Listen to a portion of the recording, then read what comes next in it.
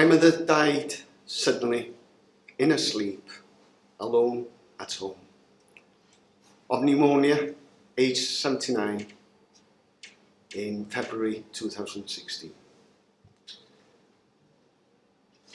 In those latter years, she became a frail, dependent, depressed and lonely woman. Although she did have carers coming round morning and evening to take care of her personal needs, and as 4 sons who all lived locally, would call by at least twice a week each of us to check up on her and keep her company. But it was in that last year that she did finally confess to me about her depression and loneliness. Before that, she did used to answer, "I'm fine," when we used to ask her how she was. She would complain about her medication due to her pain, her physical pain with a collapsed spine due to osteoporosis. And she would complain about her medication and how getting that from her pharmacy as part of her pain management treatment. But she never complained about her mental health. But when we did call by, she loved to talk. She talked about her family, talked about her neighbours, about her own siblings, her 2 brothers and sister that still lived in her native village of Penrhyndedraeth that she kept in touch with by phone. For us, she was our jungle drums, our connection to a wider family network that kept our connections alive.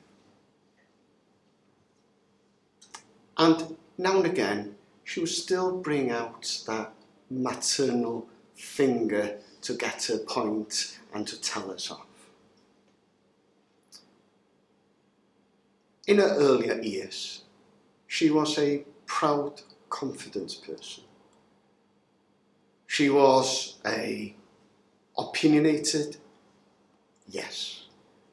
Disciplinary, most definitely, as she was a teacher before she became a mother. And she instilled a level of discipline, of respect, of values, of responsibility in all of her 4 sons, me being her eldest. But 1984 became her horribilis, annus horribilis.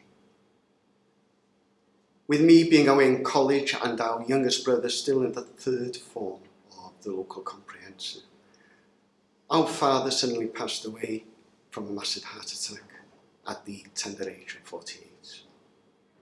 We weren't expecting it, and we never planned for it. But she was our rock. She took on the responsibility and gave her commitments for the rest of her life about the upbringing of her 4 sons, and thereafter her 6 grandchildren. She also gave her free time as well for the betterment of others, with her involvement with the British Heart Foundation and with the Community Health Council. But why am I here today at the Care and Repair Conference, having you listen to my mother's story? What relevance is it to decent homes for older people? Well, it's about loneliness.